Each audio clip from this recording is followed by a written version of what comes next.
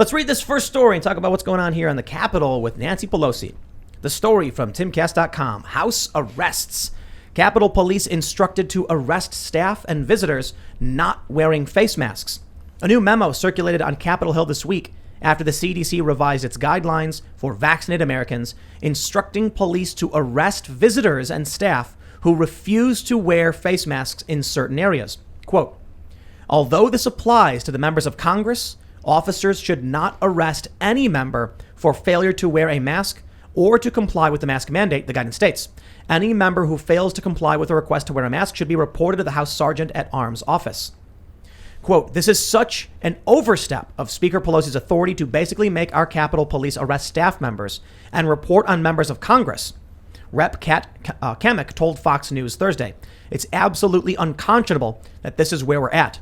I cannot comply with tyrannical order, Kamek added. This is the people's house, not Nancy Pelosi's house. The Speaker of the House does not control the U.S. Capitol Police. Pelosi spokesperson Drew Hamill told Fox News, we were unaware of the memo until it was reported to the press. Quote, if you're a Capitol Police officer, you got orders. If a vaccinated staffer comes across in the House side without a mask, you're ordered to arrest them, but not on the Senate side. House Minority Leader Kevin McCarthy said, this is not the America we know. So we're seeing that Steve Scalise said it was Pelosi directing police to arrest vaccinated people. And they're saying she doesn't control the police.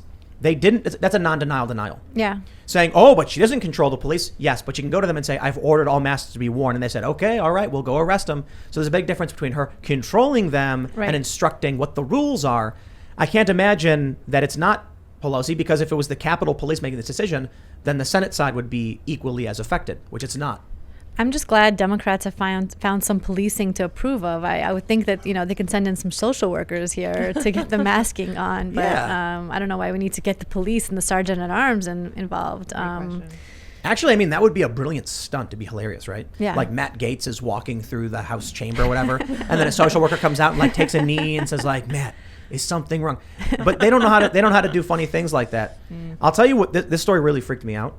Because it's dangerously close to, it's dangerously close to an old story of a man being caned in Congress. You know the story? No. Yeah, back during the Civil War, there was a caning. One rep was beating the other with a cane. Whoa. Now, I don't think Nancy Pelosi is going to come out and beat anybody. And I'm not suggesting anyone's going to be violent. What I'm saying is we're getting dangerously close to the point where someone would apply force against another member of Congress.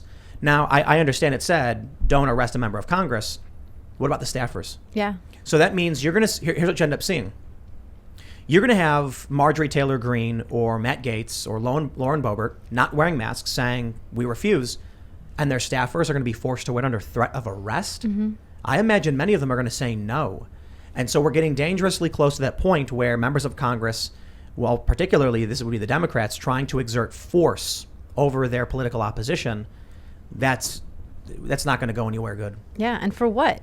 For not wearing a piece of cloth over their faces after almost all of them have been vaccinated? What are we doing here? Well, I think that's also, they did this big splashy thing with the arrests, and it's about something really stupid. Well, I think the issue is no one has any idea what's going on anymore. Yeah. This is, a lot of people are pointing out that part of demoralization, you guys have seen the Yuri Bezmenov thing, I'm sure. We get suggested it 50 times a day. Yes. One of the things that happens is there's mass media that gives out so much contradictory information, no one has any idea what's going on anymore. Yeah. And this is where we've been for a long time. So there's a really great example I tweeted out. The media hates you and thinks you're stupid because almost every single major outlet said Black Lives Matter does not spread, protests were not spreading COVID, but then right-wing protests were. And now you have many on the left who are just protests don't spread it, but then just believe that the right-wing ones do. And there's just and it's elevated beyond that right now. So one of the things we were bringing up earlier is CDC guidance. We were talking about pregnant women.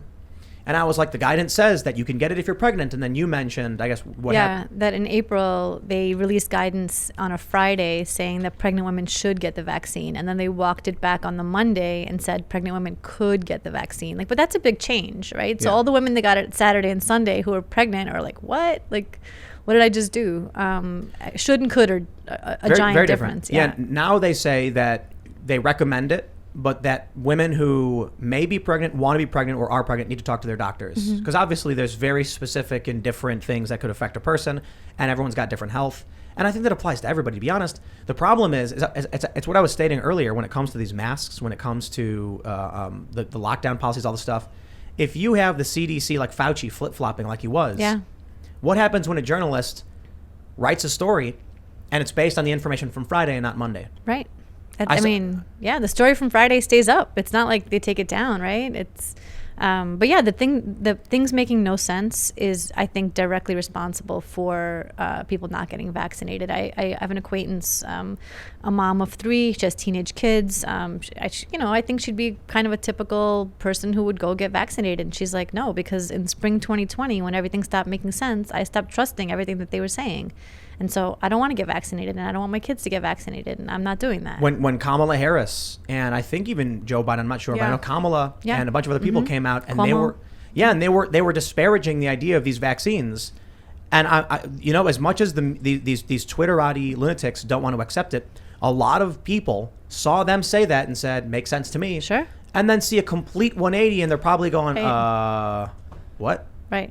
But it was like as if Trump was like in the backyard of the White House, like mixing up like the vaccines by himself. Like, oh no, we're gonna need to see like evidence. Like, no shit. Like, you're gonna need to see evidence. This is such an example of why in my opinion, you shouldn't politicize medical, emergencies, and especially why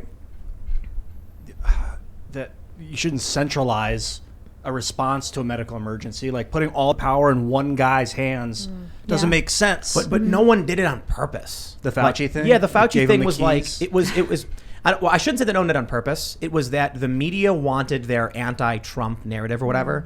So they were like, Fauci's the guy. We'll champion this guy. And then inadvertently, the TV doctor became the end all be all, I suppose. And now the crazy thing is, the CDC has changed its opinions numerous times. Now, what they say is, well, Fauci said, well, it's science. Right. Well, science. Okay. Here's the problem. You mentioned this. The story from Friday stays up. It doesn't go away. So one day I'm reading Facebook, this is hypothetical, and I scroll across a story, and it's from like a day or 2 ago. And they say, Dr. Fauci says, you got to wear 2 masks because of the droplets. And then, so I read it, and I'm like, oh, okay. And then some other person reads the story from the next day. Fauci says, no, there's no reason to wear 2 masks. This actually happened. Fauci was on a show, and I think it was like MSNBC or maybe CNN, and they asked, like, isn't it common sense to wear 2 masks? And he's like, yeah, I guess, Yeah. Then the media runs with it. But the next day, a more conservative person sees the story saying, no, Fauci says don't wear it.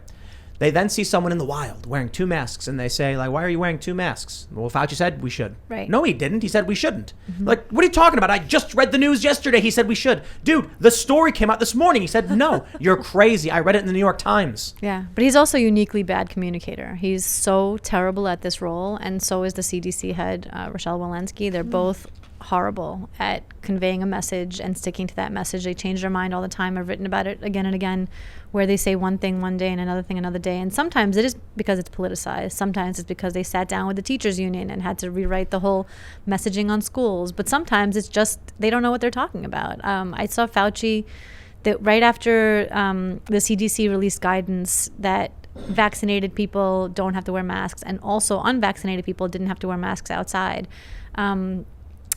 Savannah Guthrie was like, but what about my kid? My kid has to wear a mask outside. And Fauci was like, yeah, your kid has to wear a mask outside. But there was nothing in the CDC guidance that said that. He literally like read it to her. And I was like, but he's saying you don't have to wear it. And they both just agreed that the kid had to wear it. And that was it. I noticed about Fauci last year is that he just repeats what the media says. Yeah. Like, I think he doesn't actually know. And a lot of the guidance, it's this cyclical effect that eventually spirals out of control and just bursts. He'd say something like, he had that story where it's like that famous interview where he says, you don't need to be walking around with a mask because you might stop a droplet or 2. And then he changes his tune later. Yeah. But his tune changes like a day after the news reports something. So the news would say like a study says X, Y, and Z, and then all of a sudden he'd come out and say it. Right. But that's also the media never asks him what changed. He's always like, the science changed. But okay, what was it? What was the study? What was the study that changed your mind? Where, like, if COVID was too small to be contained by the mask, when you said that, did COVID grow? Did the masks improve? Actually, the masks got worse. We started wearing T-shirts over our faces. Right. So, if we had a competent media, we would get normal answers. But what we have now is just not that. Did you see the Twitter video finally came out, the mashup of Fauci? You don't need a mask. Oh, you yeah, need yeah, two yeah. masks. Your children do not need to wear masks. Yep. You definitely got to put a mask on your child. Like crazy. It's like a minute long of just contradiction. Yeah. He's the guy. Right. This This is who we're relying on. Yeah, Joe Rogan said to listen to Fauci, and I was like, Joe, no. Like, listen to him, but you don't have to believe and do everything he says. No. I think you Aristotle said it's a brilliant man. A sign of a brilliant man is someone that can entertain a thought without believing it. Yeah. Right. Yeah. That's a good point. Yeah. Talk to your doctor. Definitely. Not Fauci. Your Talk to doctor. many doctors. That's the issue. Fauci has said so many contradictory things. You need. I know a lot of people. They email me and they're like, "Tim, doctors don't know more than most people or whatever." And I'm like, "Dude, then get a better doctor. Like, find the smart one. Yeah. Okay. Like, I'm not the smartest person in the world. I was, there's one of the ingredients in the vaccine. Propylene glycol. No. It's proethylene glycol, I think it's called. I'm like, I know what glycol is a little bit. I've read a bit about it. I'm gonna go ask a doctor about these things because I didn't go to school, and there are certain medications that have certain adverse effects. You should look them up and you should talk to somebody. And if you got a dumb doctor, look, you can get a dumb plumber. I've hired bad carpenters, and I'm like, how are these people actually carpenters? Yeah. So it's like that's the main issue that we're all dealing with is I was thinking about this earlier. It's obviously information overload because that thing we talked about with the CDC changing its and updating its guidelines is everything, literally everything. Yeah. So there's Ryan Long, Ryan Long, the comedian. He did a really great bit about this where he was like, you can find an article for literally anything claiming something is racist, and he shows like articles that will claim something is or isn't racist at the same time, like back and forth. Because there's an article for literally everything. So what happens when someone says something like, I know that X equals 1, and they Google it and they find 5,000 articles saying X equals 1, and they're like, look at all this. Then the other guy across the table says, it's X equals 2, and then pulls up 5,000 articles. So we're just being driven insane. Yeah. And it shows. Yeah. I don't know how we escape I something just like looked that. up whale hunting racist. Oh, is it Yeah, racist? there are Obviously, stories. it's racist. Yes. Makes sense. Yeah. Thanks for checking out this clip from the Timcast IRL podcast. If you want to see the full show, come back to this channel, youtube.com/TimcastIRL, Monday through Friday at 8 p.m., where you can leave comments and super chat, and we actually will read your comments on the show. Don't forget to like, share, subscribe, and if you want exclusive members-only content, segments you can't get anywhere else, go to timcast.com, become a member, and we even have full bonus episodes. Thanks for hanging out, and we'll see you all next time.